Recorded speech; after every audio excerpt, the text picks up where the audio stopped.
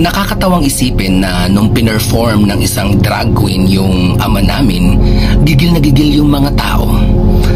Pinakulong pa at kinasuhan at ginawang persona non grata sa iba't ibang lugar yung drag queen. Pero nung minura ng isang politiko yung mismong Panginoon, minura din niya ang Santo Papa, pinalakpakan pa siya ng mga tao. Pag mga adik, walang dating ang due process. Pero ngayon sa isang politiko, isisigaw natin, due process? Ang nakakalungkot dito, sinasabi nating ipaglalaban natin ang Pilipinas. Mahal natin ang Pilipinas. Loyal tayo sa Pilipinas. Pero hindi yun ang totoo. Ang katotohanang ayaw mong tanggapin ay hindi Pilipinas ang ipinaglalaban mo, kundi ipinaglalaban mo ang iniidolo mong politiko. Hindi mo mahal ang Pilipinas, kundi mahal mo ang iniidolo mong politiko.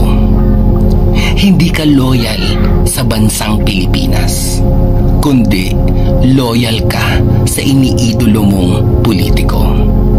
At dahil dito, nakasarado na ang utak mo. Kahit pa mangurakot at magsinungaling pa ang buong angkan ng iniidolo mong politiko. Dahil ang goal mo ay hindi para sa Pilipinas. Ang goal mo ay para mapatunayan sa buong mundo at sa sarili mo na tama ka at mali sila. Tama ka sa naging desisyon mo. Tama ka na suportahan ang iniidolo mong politiko. Mas mahalaga sa'yo na maging tama ka at mali sila. Yun ang goal mo. Pero wait until it happens to you. Pag ikaw na ang napagkamalang adik, pag pamilya mo na o anak mo na ang napatumba ng walang due process, pag ikaw na ang biktima. Bilang Pilipino, loyal dapat tayo sa Pilipinas, hindi sa politiko. Mahal dapat natin ang Pilipinas, hindi ang politiko. At ipaglalaban dapat natin ang Pilipinas, hindi ang politiko. Ang kulay na dapat na sinusuportahan natin ay kulay ng ating bandila. Red, blue, yellow, and white. Hindi lang pula, hindi lang dilaw, hindi lang pink. Bakit ganyan ka mag-isip?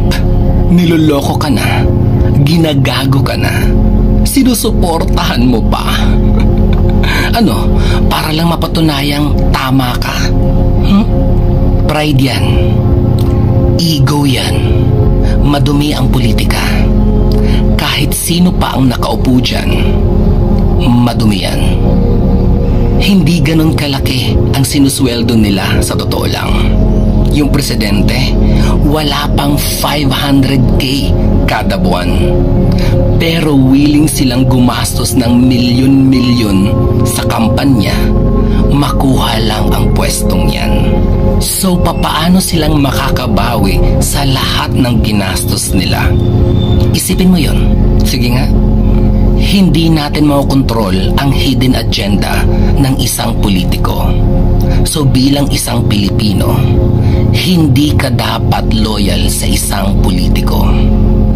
Loyal ka dapat sa bayan mo. Kapag ginagago na ang Pilipinas at kapwa mo Pilipino, kahit sino pa ang sinusuportahan mo, kahit sino pa ang binoto mo, ang dapat na ipagtanggol mo ay ang bayan mo, hindi ang iniidolo mong politiko. Dahil kahit pula, dilaw o pink ka man, lahat yan sila ay may kakayanang nakawan at gaguhin ang bayan. Tayo ang boss, hindi sila. Sa ating galing ang perang pinapasweldo sa kanila. Sa sarili nating bulsa galing ang perang kinukurakot nila. Tayo ang boss, empleyado natin sila. Tayo dapat ang pinagsisilbihan nila.